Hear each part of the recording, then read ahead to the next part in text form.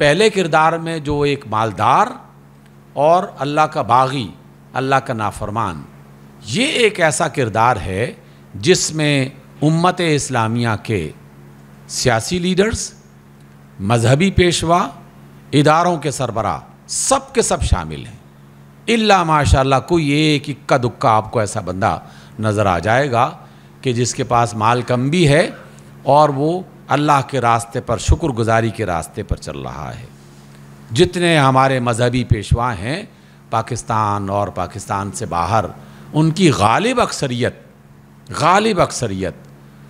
اتنا زیادہ مال رکھتی ہے کہ انہیں خود اندازہ نہیں ہے کہ کتنا مال ہے ان کے پاس، کتنا مال، ہر طریقے سے مال انہوں نے کمایا اور جمع کیا،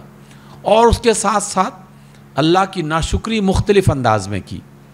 جو سیاسی لیڈرز ہیں، جن کے پاس حکومتیں ہیں، جن کے پاس فیصلہ کرنے کی اتھارٹی ہے، ان اتھارٹی والوں نے لوگوں کے اوپر ایسا نظام مسلط کر دیا جو سراسر اللہ تعالیٰ کی بغاوت کا نظام ہے۔ سود کا نظام غالب کر دیا گیا، بے حیائی کا نظام غالب کر دیا گیا، ظلم اور زیادتی کا نظام غالب کر دیا گیا، بے انصافی کا نظام غالب کر دیا گیا۔ اس میں سے میں جو بھی جملہ کہہ رہا ہوں پورے سوچ سمجھ کر اور غور و فکر کے بعد وہ میں آپ کی طرف منتقل کر رہا ہوں۔ پاکستان میں جو قوانین موجود ہیں، یہ سارے کے سارے قوانین الا ماشاءاللہ کوئی ایک آدھ، یہ مظلوموں کا ساتھ دینے والے قوانین نہیں ہیں، یہ ظالموں کی حمایت اور ان کی حفاظت کرنے والے قوانین ہیں۔ بیسیوں ایسے درمیان میں راستے ہیں کہ جس میں ظالم لوگ اپنے آپ کو جس طرح چاہیں بچا سکتے ہیں۔ تاریخوں پر تاریخیں دینے کا عمل، گواہوں کو، جھوٹے گواہوں کو عدالت میں پیش کرنے کا عمل، گواہوں کو قتل کرنے کا عمل، شہادتوں کو جلا دینے کا عمل، نشانات مٹا دینے کا عمل، یہ تو آئے دن کی روز کی بات ہے جو ہم دیکھتے رہتے ہیں۔ تو اس قانون کی صورت میں کوئی شخص عدل اور انصاف حاصل کر پائے گا اور کسی مظلوم کی مدد مل جائے گی اس کو، اس کا امکان بہت کم ہے۔ زیادہ تر لوگ جو ظالم اور بڑے ہیں وہ اس سے بچنے کے 100 راستے تلاش کر لیتے ہیں۔ معیشت، ہم میں سے ہر شخص جو مقروض ہے اور مسلسل مقروض ہو رہا ہے، یہ اس نظام کی وجہ سے ہے جو اللہ تعالیٰ کی بغاوت میں بنایا گیا، اور وہ نظام ایسا ہے کہ آپ کو پہلے قرض دیا گیا اور قرض کے ساتھ سود کی شرط شامل کی گئی، اور کہا کہ قرض بھی دیں گے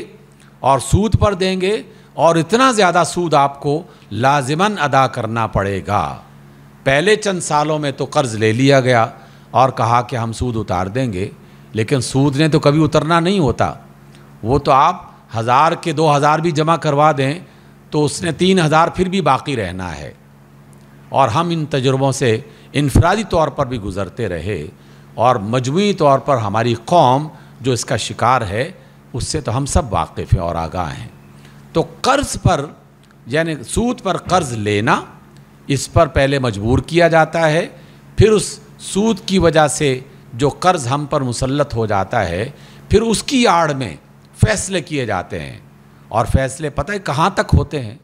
کس باریکی کے ساتھ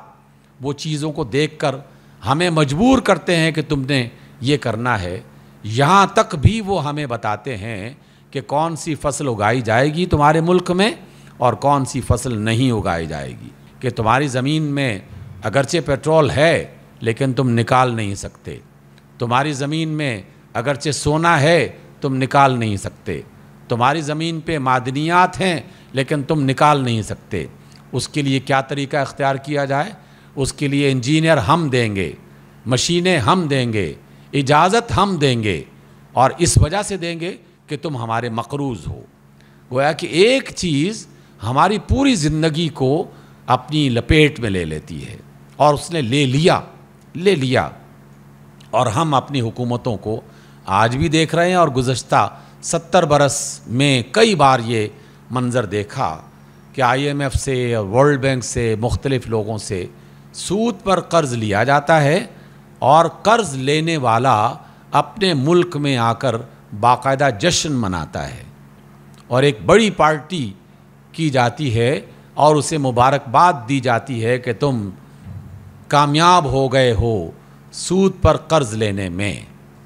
گویا کہ تم کامیاب ہو گئے ہو اس ملک کے شہریوں کو قتل کرنے میں اور ان پر موت مسلط کرنے میں،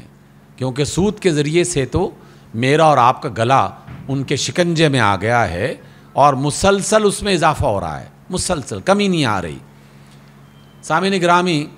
یہ بات میں آپ کے سامنے محض ایک ایموشنل انداز میں نہیں کہہ رہا، یہ حقیقت پر مبنی بالکل سچی اور کھری بات ہے۔ اس کے مقابلے میں جب ہم یہ بات جان لیتے ہیں تو حقیقت میں ہمیں یہ سکھایا جا رہا ہے کہ تم مال و دولت کی کثرت کی طلب میں اللہ کی بغاوت کا راستہ اختیار نہ کرو۔ ضرورت تمہیں ہے، اپنی ضرورتوں کو پورا کرنے کے لیے وہ راستے تلاش کرو جو اللہ کی نافرمانی کے نہیں ہیں۔